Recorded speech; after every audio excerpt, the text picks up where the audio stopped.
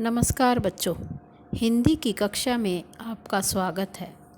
बच्चों, हम बाल राम कथा का पाठ 1 पढ़ चुके हैं और आज शुरू करती हूँ पाठ 2, जंगल और जनकपुर। पाठ का शीर्षक है जंगल और जनकपुर। राजमहल से निकलकर महर्षि विश्वामित्र सरयू नदी की ओर बढ़े। कौन सी नदी की ओर बढ़े? सरयू नदी की ओर। ये अंडरलाइन कर लेंगे आप। नदी कौन सी? सरयू। दोनों राजकुमार साथ थे। कौन से दोनों राजकुमार? राम और लक्ष्मण। उन्हें नदी पार करनी थी आश्रम पहुंचने के लिए। अगर वो आश्रम पहुंचना चाहते थे तो वो सरयू नदी पार करके ही पहुंच पाते। विश्वामित्र ने अयोध्या के निकट नदी पार नहीं की। दूर तक सरयू नदी के किनारे किनारे चलते रहे। दक्षिणी तट पर। कहाँ चलते रहे? कौन से तट पर चले? दक्षिणी तट पर। ये अंडरलाइन करते जाएंगे बेटा आप। उसी तट पर जिस पर अयोध्या नगरी थी। वे चलते रहे नदी के घुमाव के साथ साथ। जैसे जैसे नदी मुड़ती गई, नदी के घुमाव के साथ साथ, पटरी के साथ साथ वो चलते रहे। राजमहल पीछे छूट गया। उसकी आखिरी बस्ती भी निकल गई। चलते चलते एक तीखा मोड़ आया तो सब कुछ दृष्टि से ओझल हो गया। एक ऐसा मोड़ आया, खड़ा मोड़, जिससे पीछे का कुछ भी दिखाई ना दिया। दृष्टि से ओझल होने का मतलब है दिखाई ना देना। राम और लक्ष्मण ने एक बार भी पीछे मुड़कर नहीं देखा। उनकी नज़र सामने थी, महर्षि विश्वामित्र के सधे कदमों की ओर। कि वो सीधे सीधे जो विश्वामित्र कदम रखते जा रहे थे, वो दोनों भाई उनके कदमों की ओर देखते हुए सीधे चल रहे थे। अपनी अयोध्या नगरी की तरफ उन्होंने एक बार भी मुड़कर नहीं देखा। सूरज की चमक धीमी पड़ने लगी। शाम होने को आई। राजकुमारों के चेहरों पर थकान का कोई चिन्ह नहीं था। कौन से राजकुमार? राम और लक्ष्मण। और वो कौन से ऋषि के साथ चल रहे थे? महर्षि विश्वामित्र। अब ऐसे आप अंडरलाइन करते रहेंगे और प्रश्न बनाते रहेंगे अपने आप से। राजकुमारों के चेहरों पर थकान का कोई चिन्ह नहीं था, उत्साह था। वे दिन भर पैदल चले थे और चलने को तैयार थे। वो थके हुए नहीं थे, वो खुश थे और जितना चले थे सारा दिन और आगे भी चलने को तैयार थे। महर्षि अचानक रुके। उन्होंने आसमान पर दृष्टि डाली। चिड़ियों के झुंड अपने बसेरे की ओर लौट रहे थे। चिड़ियों के झुंड, जो बहुत सारी चिड़ियाँ एक साथ इकट्ठी होकर आसमान में उड़ती हुई हमने देखी है ना शाम को, तो वो अपने बसेरे, उनके बसेरे क्या होते हैं? घोंसले, जहाँ वो रहती हैं, जहाँ घोंसले बनाए हुए हैं, उन पेड़ों की तरफ चल पड़े। आसमान मटमैला लाल हो गया था। चरवाहे लौट रहे थे, गायों के पैर से उठती धूल में आधे छिपे हुए। वो जब गायों का झुंड चलता है तो धूल उड़ती है, उसमें जो चरवाहे हैं, जो वो गाय चराने वाले हैं, जो गायों के रखवाले हैं, वो उस धूल में आधे छिपे हुए थे। का मतलब है उन पर बहुत धूल जमी हुई थी, मिट्टी जमी हुई थी। हम आज रात नदी तट पर ही विश्राम करेंगे, महर्षि ने पीछे मुड़ते हुए कहा। महर्षि विश्वामित्र ने पीछे मुड़कर उन दोनों को कहा। दोनों राजकुमारों के चेहरे के भाव देखते हुए विश्वामित्र हल्का सा मुस्कुराए। हल्का सा, थोड़े से मुस्कुराए।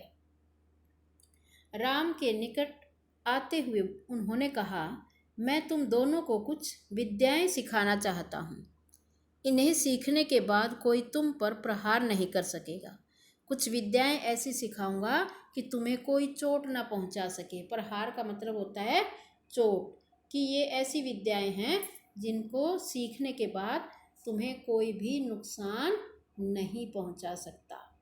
उस समय भी नहीं जब तुम नींद में रहो, तब भी कोई नुकसान नहीं पहुंचा सकता जब तुम सोए हुए होगे। राम और लक्ष्मण नदी में मुंह हाथ धोकर लौटे। महर्षि के निकट आकर बैठे। विश्वामित्र ने दोनों भाइयों को बला अतिबला नामक विद्याएं सिखाई। इसको अंडरलाइन कर लेंगे। विश्वामित्र ने दोनों भाइयों को कौन सी विद्याएं सिखाई? बला अतिबला। रात में वे लोग वहीं पर सो गए। तिनकों और पत्तों पर बिस्तर बनाकर, देखो तिनकों और पत्तों का बिस्तर, ऐसे छोटे छोटे तिनके बिछाए, उसके ऊपर पत्ते बिछाए और वहीं जंगल में सो गए। नींद आने तक महर्षि उनसे बात करते रहे। सुबह हुई, यात्रा फिर शुरू हुई। मार्ग वही था, सरयू नदी के किनारे किनारे। चलते चलते वे एक ऐसी जगह पहुँचे जहाँ दो नदियाँ आपस में मिलती थीं। कौन सी दो नदियाँ थी अब देखेंगे। उस संगम की दूसरी नदी गंगा थी। अंडरलाइन करेंगे, दूसरी नदी का क्या नाम था? गंगा। और पहले कौन सी नदी पर चल रहे थे? सरयू नदी पर। तो दोनों गंगा और सरयू नदी के संगम पर महर्षि अब भी आगे चल रहे थे, लेकिन एक अंतर आ गया था। राम लक्ष्मण अब दूरी बनाकर नहीं चलते थे, महर्षि के ठीक पीछे थे ताकि उनकी बातें ध्यान से सुन सकें। अब वो बहुत पीछे नहीं थे, वो उनके बिल्कुल पास थे और बातें सुनते हुए, बातें करते हुए आगे जा रहे थे। रास्ते में पड़ने वाले आश्रमों के बारे में वो बातें कर रहे थे कि आगे कौन से आश्रम आ रहे हैं, वहाँ के लोगों के बारे में, वृक्षों वनस्पतियों के संबंध में। स्थानीय इतिहास उसमें शामिल होता था। जिस जिस आश्रम के पास से वो गुजरते रहे, जिस जिस स्थान से गुजरते रहे, वहाँ के आश्रम के बारे में, वहाँ के लोगों के बारे में, वहाँ के पेड़ पौधों वनस्पतियों के बारे में वहाँ की बातें करते रहे। कौन कौन? महर्षि विश्वामित्र, राम और लक्ष्मण। आगे को यात्रा कठिन थी। जंगलों से होकर उससे पहले उन्हें नदी पार करनी थी। कठिन यात्रा का मतलब है कि अब रास्ता थोड़ा मुश्किल था, जंगलों में से पार होकर जाना था। उससे पहले उन्हें नदी पार करनी थी, जिस नदी पर वो चल रहे थे। रात में ऐसा करना महर्षि विश्वामित्र को उचित नहीं लगा कि रात में हम नदी पार नहीं करते, ठीक नहीं है। उचित का मतलब है ठीक। तीनों लोग वहीं रुक गए, संगम पर बने एक आश्रम में। अगली सुबह उन्होंने नाव से गंगा पार की। अब इसको भी अंडरलाइन कर लेंगे। गंगा पार कैसे की? नाव से। गंगा पार कैसे की? नाव से। नदी पार जंगल था, घना घना होता, बहुत गहरा, बहुत सारे पेड़, दुर्गम, ऐसा जिसमें जाना ही मुश्किल हो, दुर्गम जहाँ पहुँचना मुश्किल हो। सूरज की किरणें धरती तक नहीं पहुँचती थी। इतना गहना, इतना घना, इतना गहरा जंगल था वो कि जो सूरज के ऊपर से किरणें पड़ती थी वो पेड़ों पर ही रह जाती थी ऊपर, और नीचे धूप नहीं जाती थी। वह डरावना भी था, हर ओर से झिंगुरों की आवाज़। वो इतना डरावना था कि वहाँ से झिंगुरों की आवाज़ भी आ रही थी। जो झिंगुर बोलते हैं ना, ऐसे जब हम किसी बहुत सारे पेड़ पौधों के पास से निकलते तो झूम ऐसे आवाज़ आती है, वो झिंगुरों की आवाज़ होती है। जानवरों की दहाड़, और जानवर उसमें दहाड़ रहे थे। कर्कश ध्वनियाँ, बड़ी डरावनी आवाज़ें। राम और लक्ष्मण को आश्वस्त करते हुए महर्षि ने कहा कि थोड़ी सी तसल्ली देते हुए उनको महर्षि ने क्या कहा, ये जानवर और वनस्पतियाँ जंगल की शोभा हैं, इनसे कोई डर नहीं है, कि इन जानवरों से और पेड़ पौधों से मत डरना। असली खतरा राक्षसी ताड़का से है। इसको अंडरलाइन कर देंगे। कौन सी राक्षसी का डर है? ताड़का का। वह यहीं रहती है, तुम्हें वह खतरा हमेशा के लिए मिटा देना है।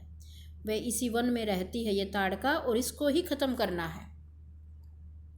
ताड़का के डर से कोई उस वन में नहीं आता था। जो भी आता ताड़का उसे मार डालती, अचानक आक्रमण कर देती। उसका डर इतना था कि उस सुंदर वन का नाम ताड़का वन पड़ गया था। इसको भी अंडरलाइन करेंगे। उसका नाम था सुंदर वन, लेकिन ताड़का उसमें राक्षसी रहती थी और वो इतनी खतरनाक थी कि उसके डर के कारण लोगों ने उस वन का नाम ही बदल दिया, और सुंदर वन का नाम बदलकर क्या रख दिया? ताड़का वन।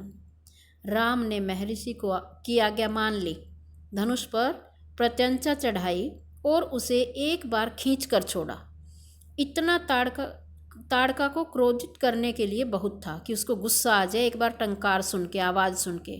टंकार सुनते ही क्रोध से बिलबिलाई ताड़का गरजती हुई राम की ओर दौड़ी। वो किसकी ओर भागी? राम की ओर। दो बालकों को देखकर उसका क्रोध और भड़क उठा, उसको और गुस्सा आया। जंगल में जैसे तूफान आ गया। विशालकाय पेड़ कांप उठे। जैसे जोर से आवाज़ आती है ना, राक्षस जब बोलते हैं तो सारे पेड़ पौधे हिलने लग जाते हैं, तूफान जैसा आ जाता है। पत्ते टूटकर इधर उधर उड़ने लगे। धूल का घना बादल छा गया। उसमें कुछ दिखाई नहीं पड़ता था। किसमें? उस धूल के बादल में।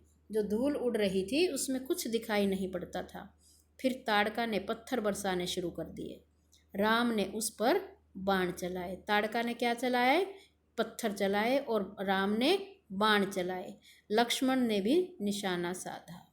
बस आज के लिए इतना ही। आगे कल करेंगे। धन्यवाद। आपका दिन शुभ हो।